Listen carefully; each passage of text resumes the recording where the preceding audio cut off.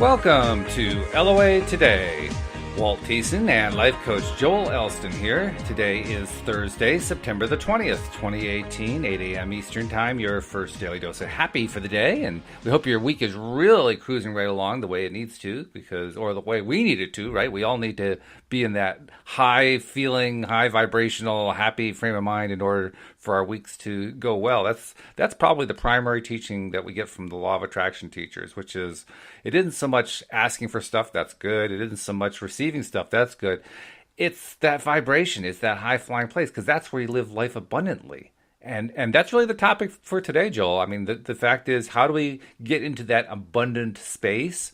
And in fact, you posted something on Facebook, kind of like a little hand-drawn graphic. I'm not sure if you drew that or somebody else did, but it showed one circle that said your comfort zone and another circle that said where everything happens. And the clear message was it doesn't happen in your comfort zone, which raises the question in my mind, is there such thing as life in the comfort zone? Well, and first of all, thank you for giving me credit for the potential ability to draw a circle. You're welcome. I actually stole that, so I just want to make clear that I borrowed that from someone else. So anyway, the idea that I sort of get, and this wasn't congruent with me early in the law of attraction. These are areas that I think were really important for me to take a deep breath and figure out what to do. And the comfort zone, it would appear to be the place where you would want to dwell, because in my mind, you want to be vibrating on a really good level. And so why isn't a comfort zone a great place for life to be, so to speak, or a law of attraction based life to be? And it doesn't seem to match, that way. And so early, I kept saying, well, am I seeking a comfort zone?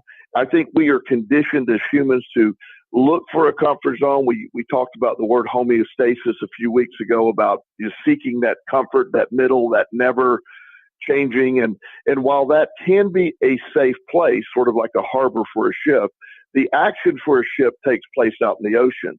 The action of the law of attraction takes place outside of the comfort zone.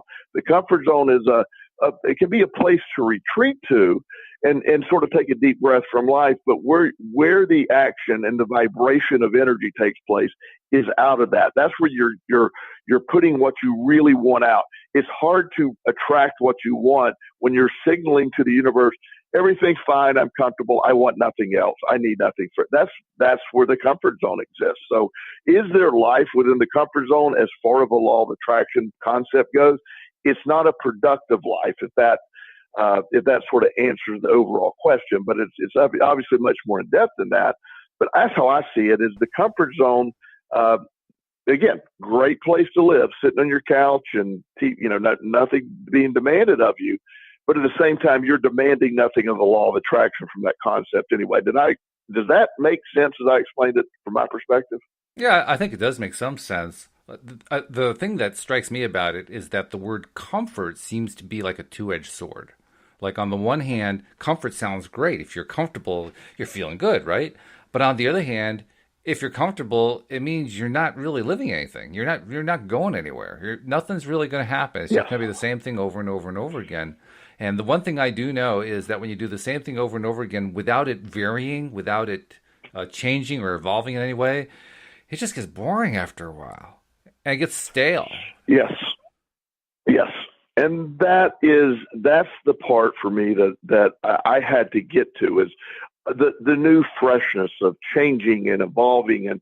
And when I was forced out of my comfort zone has been the most productive times of my life. You told a story about a gentleman on a show a long time ago, and this again, my reference of time sometime is messed up, so it may have been 2 years ago. Okay. But you were talking about a gentleman who had figured out for him the law of attraction was to literally give everything away and rebuild. I don't know if you remember that or not. Kind of do. He would.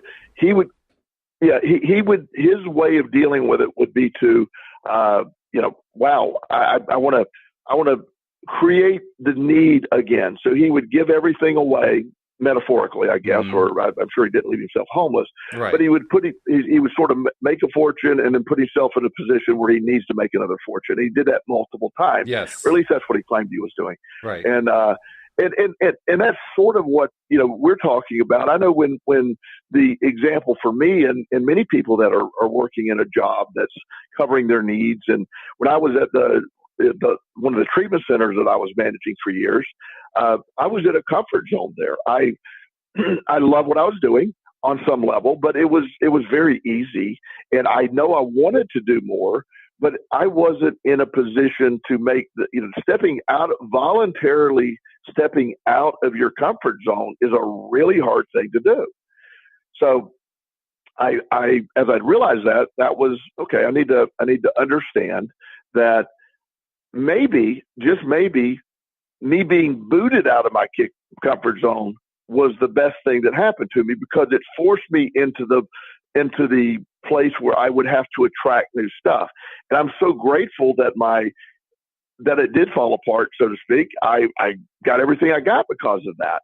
So I was forced out of the comfort zone. I then was placed in a position to go attract all this stuff that I always deep down wanted to do. So, but I wasn't voluntarily going to leave that because it was too easy. So that raises a question in my mind: is it possible to leave the comfort zone without being booted out? I mean, can you do it voluntarily? Can you say, I'm not going to wait until I crash and all of a sudden I've lost everything. I just want to leave the comfort zone now. Right. And I think that I love that idea or that debate of how to do that. I have since then, I think once you understand that process, I intentionally put myself out of my comfort zone all the time now. So, but that, can you do that without one of those precipitating events? I don't really know, because I had a precipitating event. Now, I don't enjoy my comfort zone anymore because I view that as non-growth. But voluntarily booting yourself out without a really firm belief, and I think that's part of the law of attraction, without a really big understanding that I'm going to voluntarily leave this job. I mean, it's very hard to do. I never want to say you can't ever, but I have several friends that do this, have done this in some form or fashion. But I have the example I'm thinking about is a young lady that lives in Florida, and we're more. I think we're more just sort of Facebook friends over the years. I know her, but I've gotten she thinks a lot like I do in a lot of ways. And so she works for this big, huge, massive corporation. And she always wanted to do something similar to what I'm doing. And we had talked about it on Facebook, and it's sort of a life coaching thing. And I kept saying, all you got to do is leave that. She said, well, I can't, Joel, I just can't leave a $150,000 a year job, 5 weeks vacation a year. I have a child. I have, I have all these things all these benefits. I said, okay, well, I get that. There's a lot of validity to what you're saying. So, but she said, I feel I really want to, because my life sort of stuck. The redundancy of the job in the corporate world was not to her liking. But again, she would talk herself out of it. Well, when things started to change and her corporation was bought by another massive corporation, it became very clear that they were going to exit her. So she was forced out of her comfort zone, as I was at my point, and then clearly saw the advantage of being forced out. She was invigorated. She was scared, and scared's not always bad if you understand how to use it. She was invigorated by the pursuit of starting this new. Now she's very successful. She sets her own schedule. She's making a very good living, and she would never go back to that corporate environment.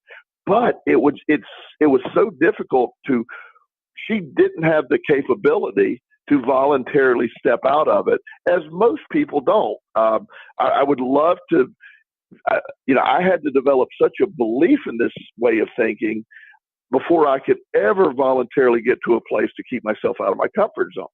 But now that I know how it works, it doesn't bother me whatsoever. When I took a position at the last addiction treatment center as a COO kind of person, and I was only there a little while before I realized, no, I'm not doing this. And I didn't hesitate. There was no, I hopped right back out of that guy. I said, in fact, I identified it as a comfort zone and dreaded it. And so I hopped right back out. But, yeah.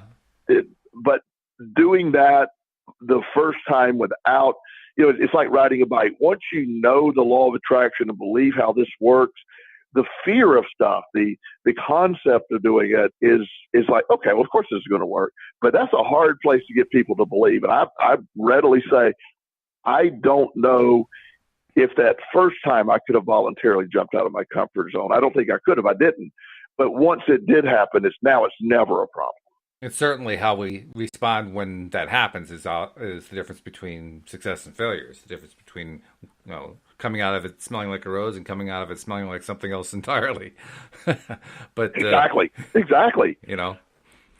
But the thing is, I also wonder is the need, is there enough need to make you voluntarily jump out? I still wonder about that. And I know you just said you don't have an answer to that, so I'm not asking you to answer it. It just seems like it should be possible for human beings to find a way to say, you know what, screw it, I'm just jumping. I would love to be. It's really hard. And I'm with you. I think I would love for there to be, and I'm sure there's people that have done it. I see people that do it, but again, most of the time it is always accompanied by a reason or a need. I've watched people have to be able to, in a different way, not booted from their comfort zone out of, in the normal way, but say their life situation changed and they had to be home more to take care of a child or something along those lines, that they adapt to that and create it. Everybody, we have the great ability to adapt, but I would love to create a really solution-based concept of people of saying, hey, jump from your comfort zone. It really is an exciting idea, but most people look at you like you're absolutely crazy when you did that, because society overall would view that as just absolutely ridiculous. When I was working for my father many years ago in the insurance business before things fell apart, I hated insurance. It was so opposite me. It was a great opportunity, and but I by no means am angry about the opportunity. But I did not like the business. It didn't match my mindset. 40 hours of a week sitting behind a desk, crunching numbers and talking about insurance is, in my mind, really about the worst thing you could do for my brain. So I didn't like it. And I had a friend that had randomly opened this gym. He had no experience, but he loved to work out, and I worked out at his gym. And of course, I was really big into working out too at the time. And so I kept saying, man, I would love to do what you're doing. And he laughed at me and he goes, oh my God, look what you're doing. I'd love to do what you're doing. And so anybody that I would mention to, I would like to get out of this, all the pieces of advice from friends to family to anybody that I trusted kept saying, you're crazy to consider leaving that. So it was a societal reinforcement of leaving that, quote unquote, and it wasn't comfortable, but it was a perceived comfort zone. It was the easy way. And it ended up being a train wreck. And I ended up being brutally ripped from anything resembling a comfort zone for many years because of staying too long. Right. But at the end, it sure worked out in a great way. So that's I've seen you step out of your comfort zone, maybe not so much from being booted, but certainly a desire to change things. And maybe you were booted too, if I really think about it. But it was a change you made seemingly instantaneously. Well, maybe that's what part of it is. I mean, in terms of seeking that holy grail of how do you leave a comfort zone without being booted out. Maybe it's about just desiring change, deciding, I just don't want to be in this comfort zone anymore. I want to be out there where something else is happening, because it's just not so much fun anymore. I see that, and I love it when that is probably the answer. That is probably the absolute answer, in fact, of here's where I'm stepping out at. Here's what I'm doing. I want to take it to that next level stuff, and I want to be happy. I want to be fulfilled. I'm always taking classes and learning new things, and I'm often, why are you doing that? Why do you add that to your plate? You're a single parent. You're private business owner, you do a lot, you're always busy, and then you add a class like that. That's just what I do. I like that. I like to be pushed. I like to push myself. I like to challenge myself to go harder and harder and harder. And it's what I love.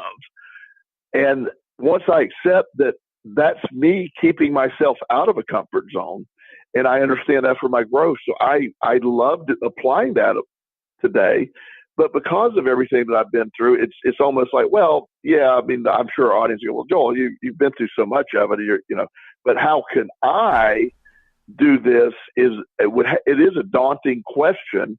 And how would the average person who isn't being booted and has been in the, working for a company, has a drive to do something else, but that takes a big, big leap of faith. And I admire anybody that can do that, but it's certainly a challenge. I think it's one of the biggest challenges that people face. Well, it's certainly one that I've done. I mean, when I left corporate America, I left a not a great paying job, but certainly very good for the time period that I was doing it, and went into the complete uncertainty of a little business I had set up at the time. This is way back before cell phones became really, really big, and unlimited long distance plans and so forth. I was selling long distance per minute because that's the way you used to do your long distance. You used to pay on a per minute basis, and I'd found some sources to get the price down, so I was selling that, and it was it was doing okay. It was actually doing very well, and then I quit what I was doing. And almost immediately after I quit, the market crashed. So I actually did get, in a sense, I got reverse booted. In other words, I'd already kicked myself out, and then it fell apart on me. You were. It was going to come to an end quickly anyway. Yeah, it was. It's just not. I didn't really hope to time it the way it did. I was hoping to have like a few years to build something up, and I could just go on to something else after that, and that didn't quite work out. So, I mean, in a sense, I guess you could say I kind of lived the nightmare that people have. Oh, if I leave, everything could fall apart. Well, I left, and it didn't all fall apart, but it sure got a whole lot harder, and it sure got a whole lot more uncertain, and it wasn't fun to be in that space. So I know that space really well. Maybe that is my booted out thing. I kind of did it in reverse, right. And as our audience, everybody's own situation is somebody's listening to this show, and you're obviously minimally interested in the law of attraction and the concepts. And I would think almost everyone that's listening is, how do I apply this in my life? And I've tried it and it hasn't worked maybe, and so it's hard. I'm not saying everybody just go quit everything they're doing and forget about their bills. That's obviously not a logical plan, but the idea that understanding that debilitating concept of that comfort zone and where it doesn't allow you to thrive is, maybe leaving your comfort zone doesn't always mean having to leave your job or income. Maybe you could be challenging yourself in other areas as well. But I do believe there is this need for effort or struggle of some level or something out there to sort of churn the waters and make everything come into play. So I do think that makes that is a factor. But the comfort zone for me, when I every time I post that, I really need to remind myself. Most of my posts are reminding myself of something, and then other people say, "Oh, you must have read my mind." It's like, well, not really. But it is an awakening to most people to think, because you're almost conditioned your entire life to, let's go find the comfort, let's live in the comfort, and that's not where I grow, at least.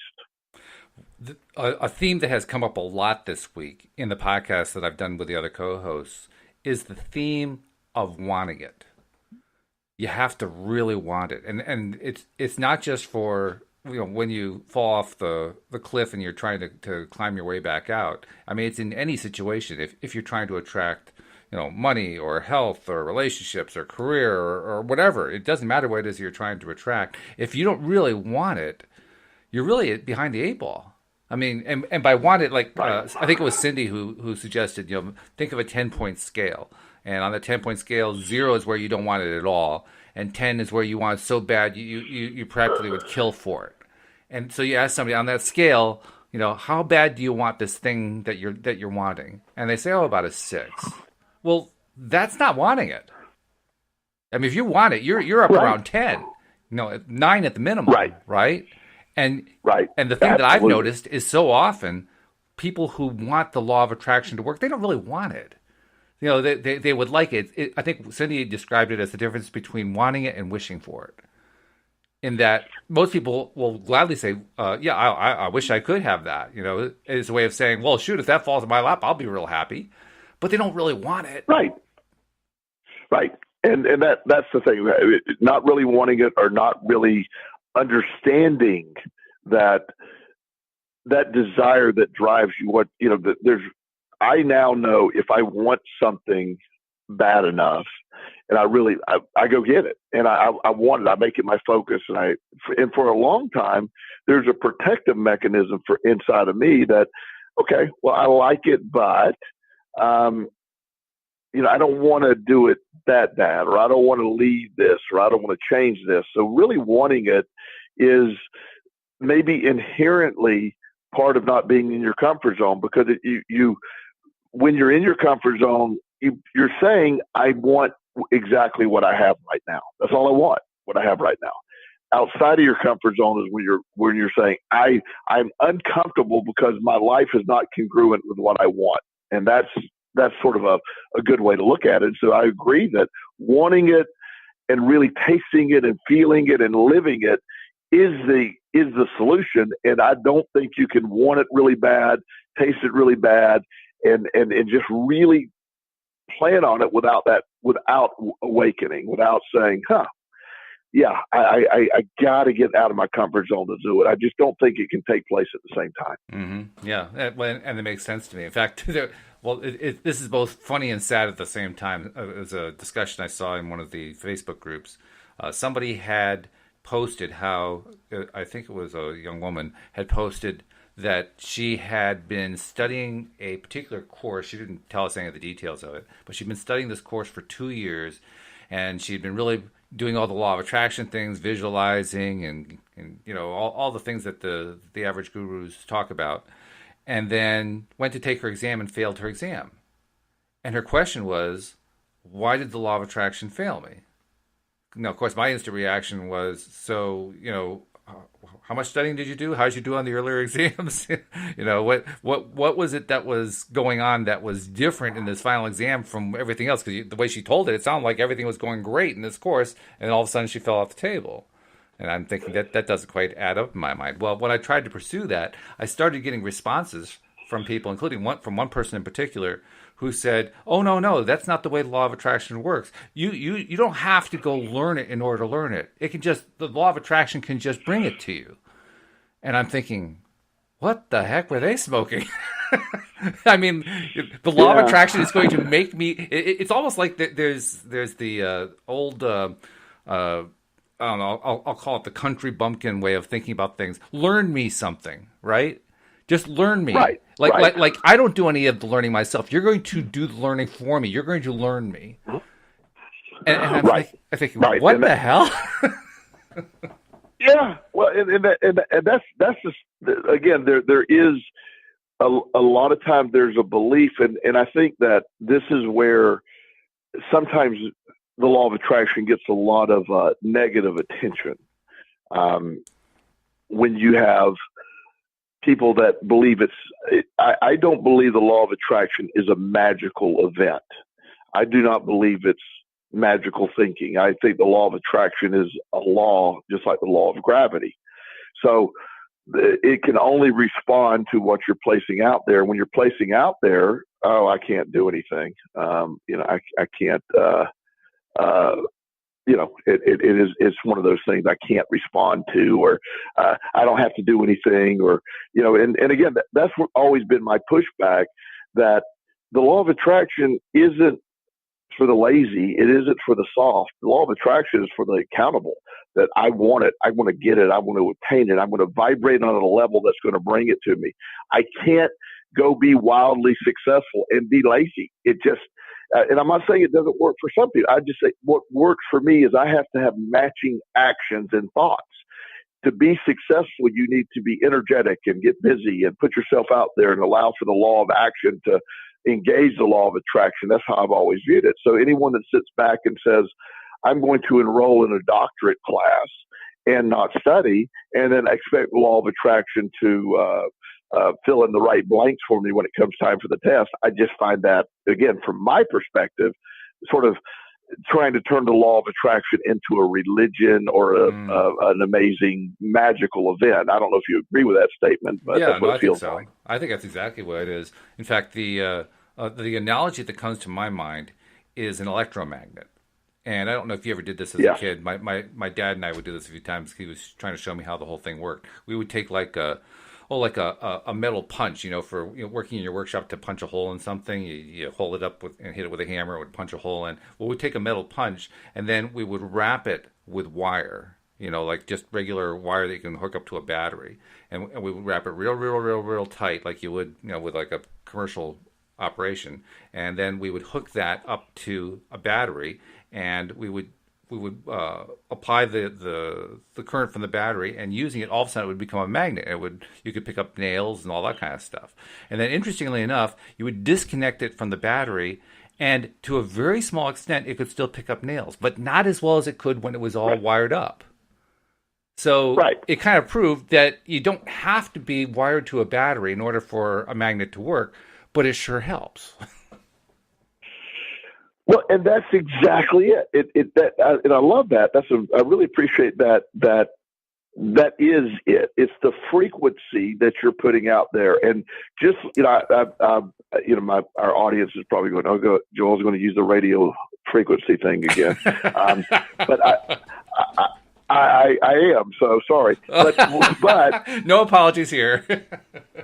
yeah, but I will tell you, the radio frequencies are just a piece of it. There's also the power of the frequency of the station. It's you have the amount of energy the station is broadcasting out to, versus that used to be a thing before the internet stuff. I remember growing up, there were these stations. We're your 100,000 watt powerhouse radio station in Tampa, and all these different things I used to hear. Never knew what it meant, but obviously it was how much energy it was putting out for people to tune in their radio. Well, the law of attraction again operates on the same concept there of you could be putting it out there, but what intensity are you putting it out there? What vibration are you putting out there, and what strength it is, and really wanting it. Where I describe where I will have these. Pretty much daily, where I'll have these moments of really vibrating on a high energy, and I literally feel the vibration as I'm doing it.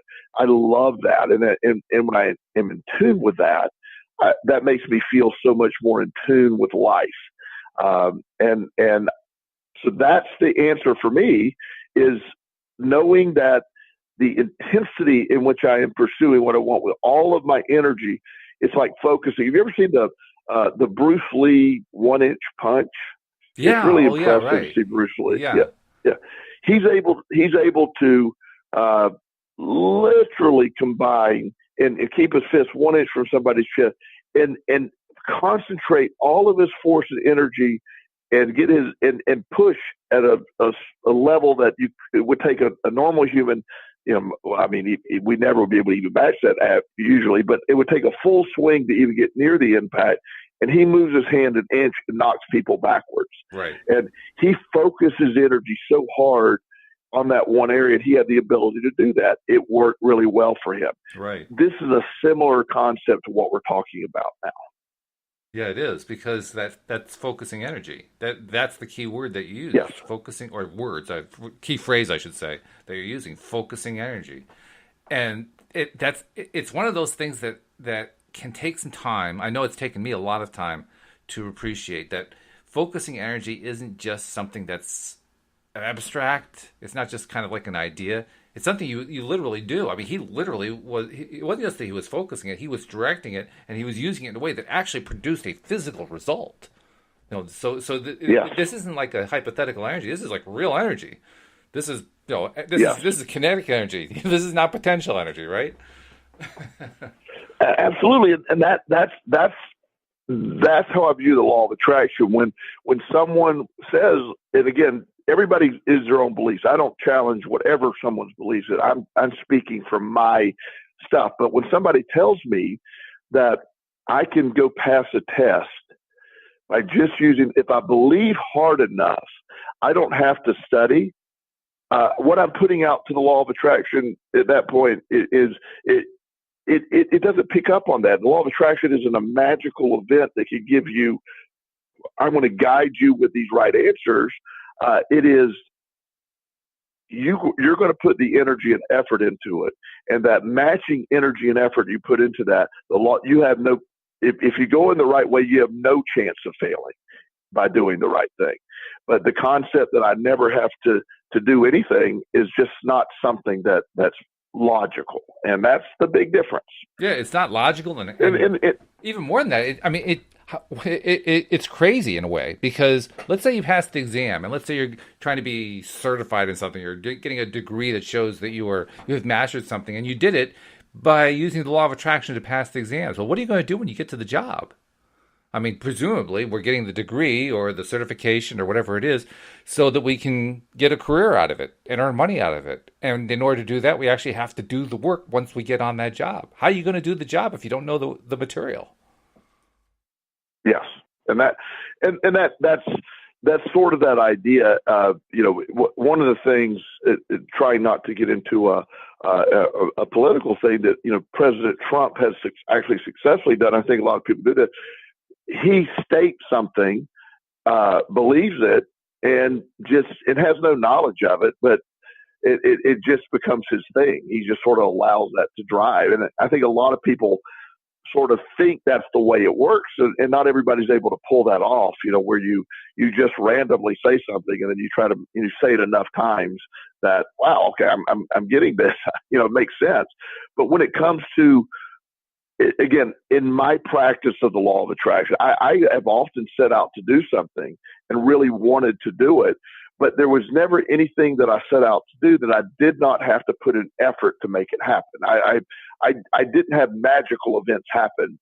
The law of attraction brought things to me, and I had to tune in with what it brought to me and do the energy and the effort, take the class or the training or studies and all that and do it. And that's just, Mike Dooley, talks about this often as that similar concept of the matching action, where if you say you want to be wealthy, but you're living by not taking action to be wealthy, then the law of attraction picks up on an incongruence, and it just pretty much gives you what you're doing. It's never as simple as just wanting it. I love everything about my life. I love where I'm tuned in with what amazing things happen almost weekly. There's always great stuff happening, but it takes a while it took me a while before I could start living that every day. And I never live in a place of, what is the least amount of effort I have to put forth to get this? That's not what I'd ever do. Mine is, let me blow everything away. And when I'm taking classes, I want 100% average. I mean, I usually get 98 or 99 and end up, I wanted more. I think the law of attraction picks up on that. And again, that's what works for me. And as we're discussing it, this is what I think our audience is, wow, I get it. We want our audience to figure out what works for them and their individual styles. So I don't want to go against what anybody believes, but this is just my opinion. I do think it is what I've observed with my clients as well. Well, I mean, this is kind of why I brought up the whole topic of the comfort zone, and is there life in the comfort zone, and what's it like to live outside the comfort zone, and is it worth going for, and so forth. I'll go at it from another point of view. Esther and Jerry Hicks. Abraham Hicks tells a story about how Esther and Jerry, back when Jerry was still alive, decided one time they were going to take a rafting ride down a rafting river, a river that had rapids and all that kind of thing. And they had a guide who was very experienced and so forth. And they tell this really great story. There was like a water fight between them and some high school wrestlers, and all this kind of fun stuff happened. But after they tell the story, they say, now imagine what would have happened if Esther and Jerry had gone to the guide and said, I know that we're driving up the river, and you're going to drop us off there with the rafts, and then we're going to ride these rapids down and so forth, and then we're going to come out at this other end over here and pick up our cars again. But couldn't we just cut to the chase? Couldn't you just we'll go up to the top, but then we'll just get in our cars and we'll drive down, and then you can put us out like 200 yards from the end of the thing, and we'll just float the last 200 yards. And the guide would say, well, yeah, we can do that, but I thought you wanted to ride on the river. Right. And that's the point. I mean, we thought you wanted to ride on the river. We thought you wanted to actually live the life. You don't live the life in the comfort zone. There's no living going on there, not really. You're sitting on the couch all day, but what kind of you're not actually riding a river anywhere. Well, and that's such a great, I love that descriptive that you just gave, that analogy, that this is the point. You don't go to a boot camp training class to do the easiest thing possible in your life. You don't go to ride the rapids and then ask to start on the other side of hard rapids. That's not the point of riding the rapids. You're seeking that. The point of the experience of our lives and what we go through. The journey, that's something that I also posted yesterday. The realization for me, and it sounds very cliche. It's not the destination that matters, it's a journey. But I've gotten to a place there is no destination. My life is a journey. That is the destination. That's everything. The journey is what. And so the concept that my journey has had some incredibly difficult turns, some very rough spots, and some incredibly monumental highs. That's the journey. The good, the bad, and the ugly. That's the journey. And when you embrace that and you live that, what an empowering way to go. When you live that way, I mean, I think yours is probably perhaps a little bit more chaotic than some might want. I don't think I really want something as chaotic as what you went through. But that doesn't mean that I want to sit on the couch all day either. I mean, I kind of like something a little more in between, actually something I can go out and do something, but without collapsing completely into a gutter. I'm with you on that. I do agree with that. I mean, to me, that's the idea of abundance, right? That's the big word in law of attraction circles. I want to live an abundant life, right? Well, to me, abundance is, it's not sitting on a couch, and it's not falling into the gutter and trying to climb my way out. It is going out and riding the rapids, but without drowning. Right. Well, and a lot of times that, and everybody's path, everybody's situation is different. And that's a big part of it. Abraham Hicks talks often about contrast, and, for me to live in my abundance, it helps me to understand that extreme contrast to where I'm at in my life right now. The contrast, while I don't want to do it again, a very low part of my life, that extreme stuff that I love to do, that in life today, where I have an extreme abundance, where I feel that in this incredible way, because I know what it's like to have extreme lack. So I view it as a contrast, and it helped propel me. So it have a clear indication for me that this works on my level. Now, as you're saying, not everybody has to do that, but it happens, so I might as well do it. So yeah. I mean, if you do have something like that happen, you might as well get the best out of it you can. And certainly that kind of a situation, it can be a terrific springboard for producing amazing results, which you proved very clearly with your own experience on numerous occasions.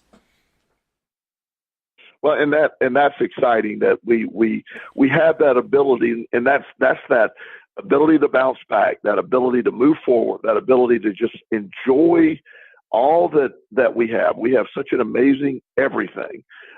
With that living that way, feeling that way, you put yourself in a position to feel this, love it, excitement, all that goes on, and gain the courage and wisdom to realize my comfort zone is not where there's growth. Mm-hmm.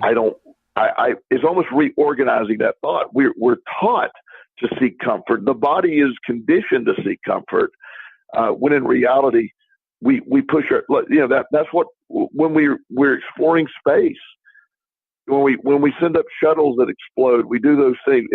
We say it's worth it because we want to expand beyond this. That's getting way out of our comfort zone. That's why we have a drive to explore. I mean, we want to go to the bottom of the ocean. We want to go to Mars. We want to go see what's out there.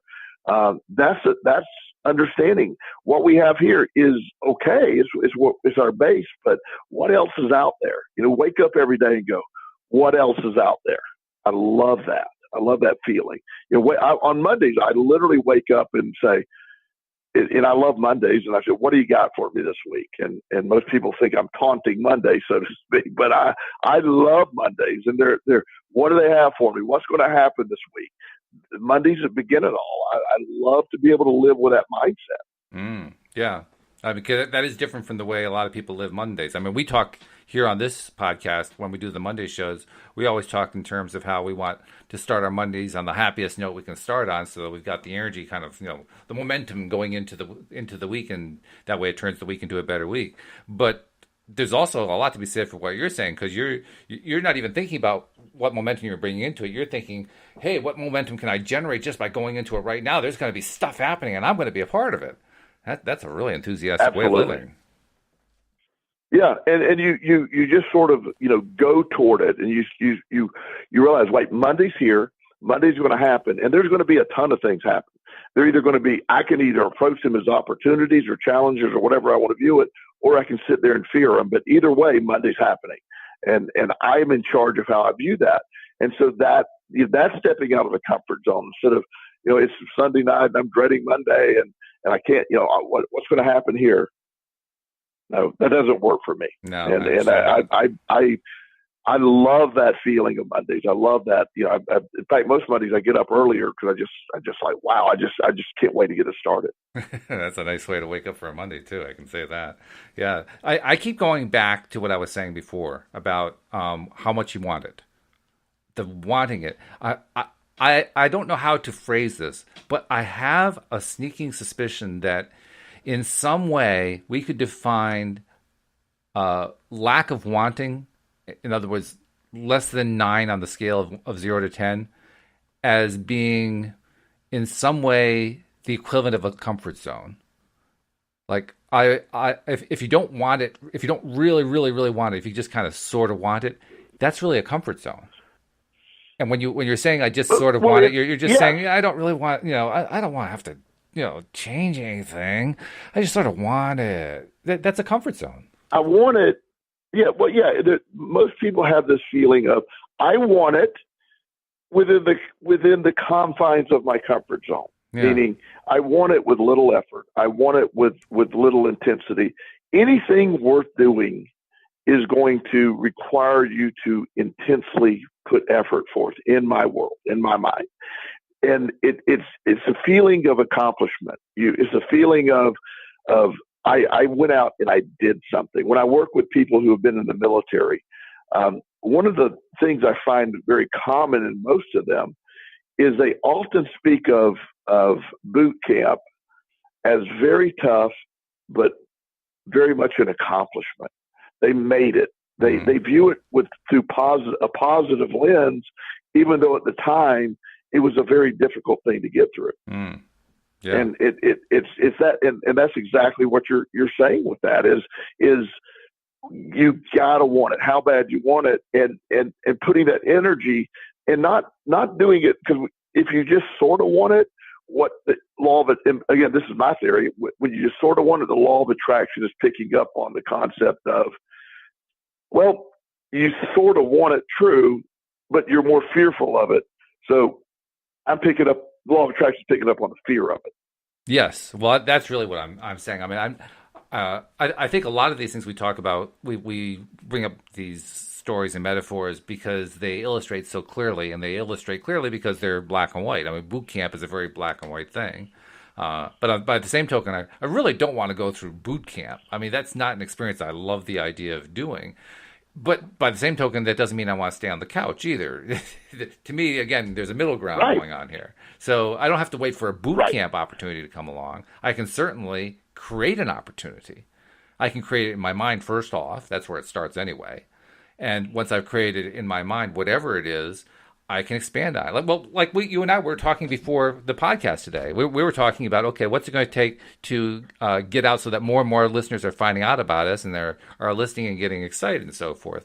And I was bringing up the idea that maybe we need to expand the variety of the kinds of shows we have. I mean, right now we have basically one show that we do 11 days a week, which is great, and we have a good listenership, and it's a growing listenership.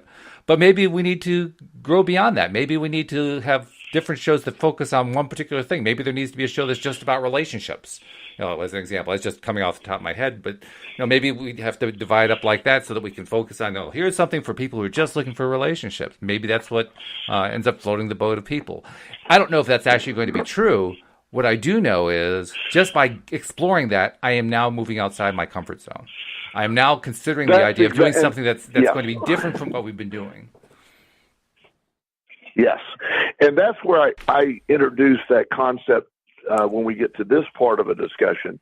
I introduced the concept of the law of action, the taking the action. You want it, you're going to go take action. Now, the majority of my action over the years has not yielded what I set out for it to yield. Mm-hmm. It just put me in a position to attract. And so by just doing what you're saying and trying to put the energy and effort towards figuring that out, I don't know what it gets you. I just know it will get you what you're looking for. That's the beauty of it. It takes you in a way you just never know, but it never appears if you don't have the energy placing toward it or really wanting it or really going after it. Yeah. I think that's what it is. The law of attraction, as we know, like attracts like. It is as you focus on and do and think about and experience certain kinds of things, you get more of the same kinds of things. Well, in this case, it's if I start considering the idea of trying a different way of putting a show out there or putting a different kind of show to the schedule or something like that, whether or not that works, the fact that I tried to do it, the fact that I had this impetus to give it a shot leads to something else coming along. Maybe it comes in terms of a new idea.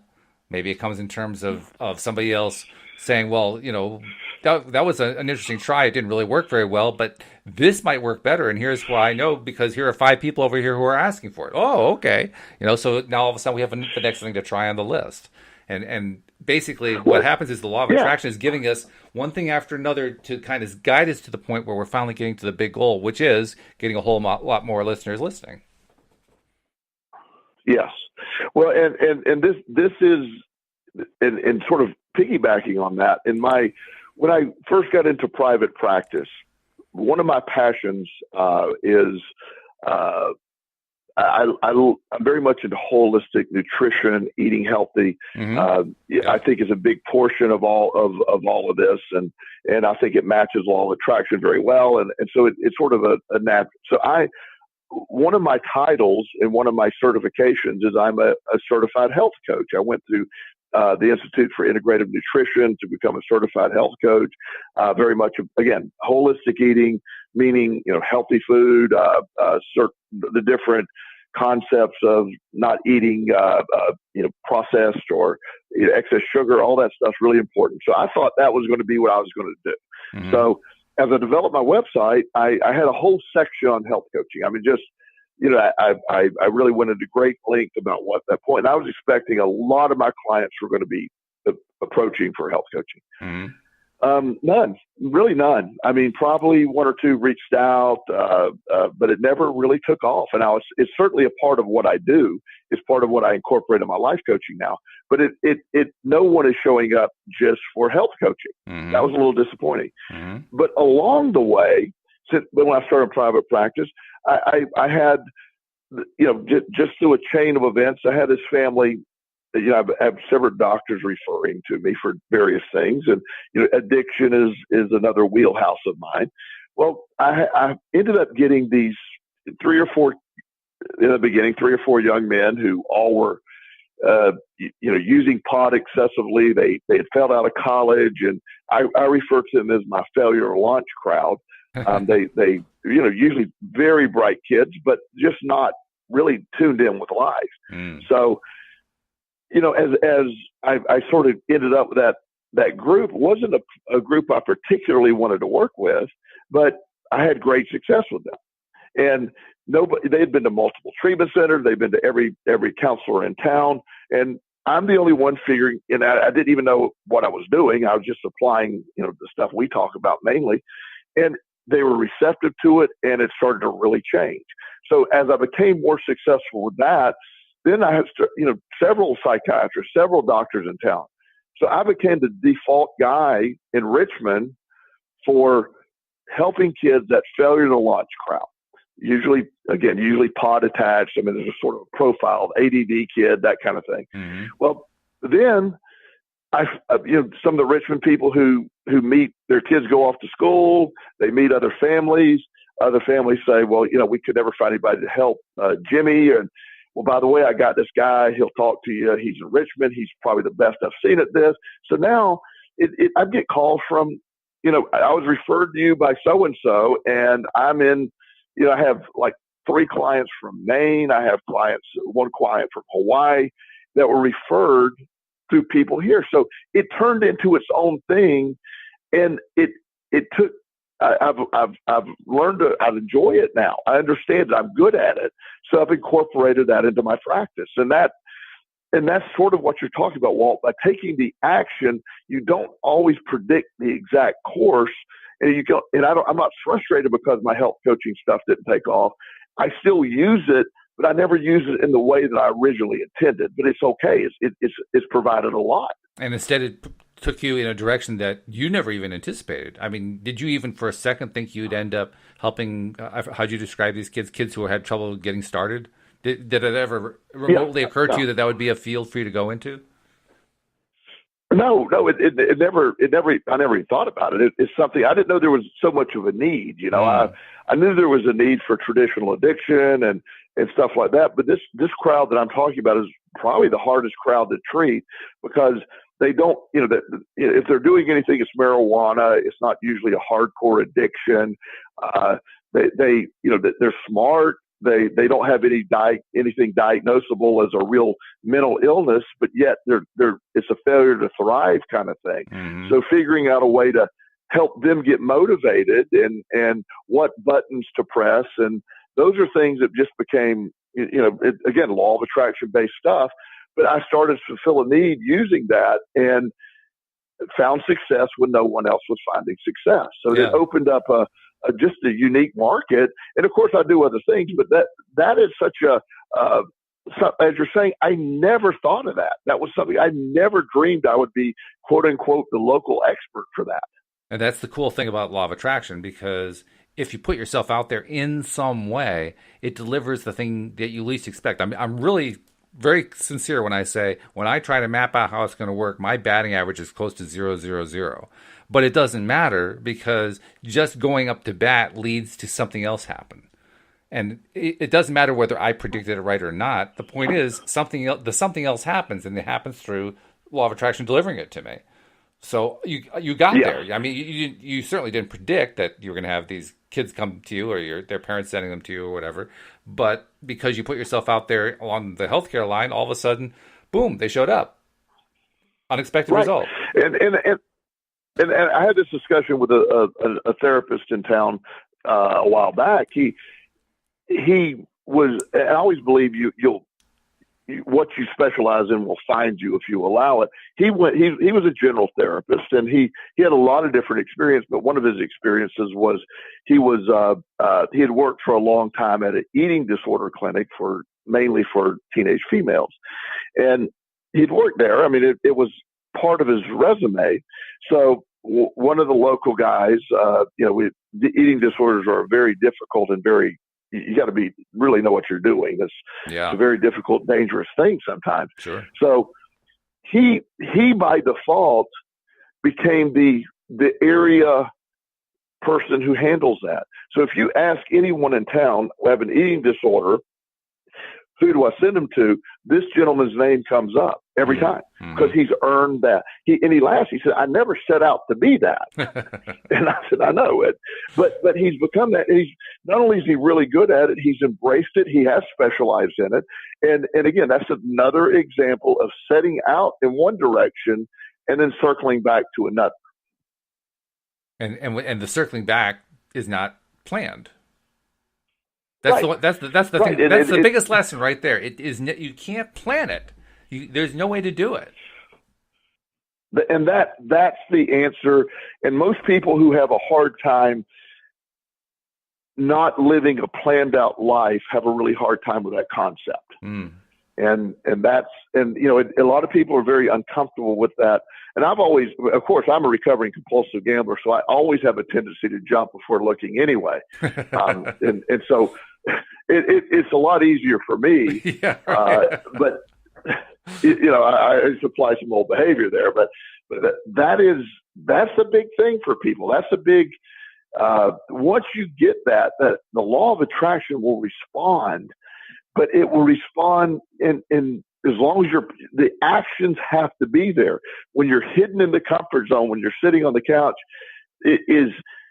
you're not putting that energy out there. And it's the reason the waves churn in the ocean and all that happens. It is actually life. The churning process, it actually is life. And that's sort of with us too, the churning, the movement, the taking action. I've given the example about the gentleman in Florida a long time ago that I had him walk to the mall and just take action. He ended up with a job he never intended and doing very well. And all was on a fateful day when he set off to the mall to go just look around. And he was not doing anything sitting on the couch. But once he got there, once he got on something fell into his lap. Often things will fall in your lap, but they won't fall in your lap in the couch. You've got to be taking the initial action to get out there. And that is the big difference maker. We only have a few minutes left. I want to make sure I get our usual announcements in. First and foremost, if you're not yet a subscriber, become one. Very simple to do. The instructions are on the homepage of our website, loatoday.net, but you can just go in through your smartphone. On iPhone, just go to the podcast app that's built in. Open that up, do a search for LOA Today. Boom, we'll be right there. Click the subscribe button, and all the episodes are coming right to your phone. On an Android, similar, not quite the same because there's no built-in podcast application, but you can find them in the Play Store. There are dozens of them. Pick whatever one you want, plug it in, do the search there, and again, we come right up. So subscribe, and that way you get all the episodes coming. And then tune in and do some binge listening. Listen to all of them. Listen to them during your day. Put them on the background. It's a great way to keep yourself in that happy zone while you're doing your daily stuff. Also, for those who are our regular subscribers, we're asking you to continue to post somewhere on your favorite social media that you've been listening to loatoday.net because it is making a difference. We are seeing increases. I don't know if I told you, Joel, but over the last 2 or 3 months, we have doubled the number of plays per day. So it's definitely paying off because that's when we started putting out there, asking our subscribers to put out there that they're listening to loatoday.net. So please keep doing that, and we really appreciate your support. And that means a lot. We do this every week, and as I've told you, well, I'll do it every week just because of what I get out of it. But the fact that we have other people listening, I'm passionate. You're passionate. My co-hosts are passionate. We want this to get to as many people as possible, not for ego-driven stuff. This is a message we want to share, and that's something that could be assisted by our audience just listening it, posting it. I listened to LOA today. Whatever it takes, please consider doing that. It's really helping us out a lot. And among other things, it gets you out of your comfort zone, right? Because we explore Absolutely. things like the comfort zone, and what you have to do, you have to take some action. Well, one way to take action, you listen to the LOA Today podcast every day. Now, a second way to take action, especially if you're in a place where you really need to take action and you're not doing it, sometimes you got to just talk to somebody. Joel's perfect for that. Joel, how do they reach out to you to talk to you personally?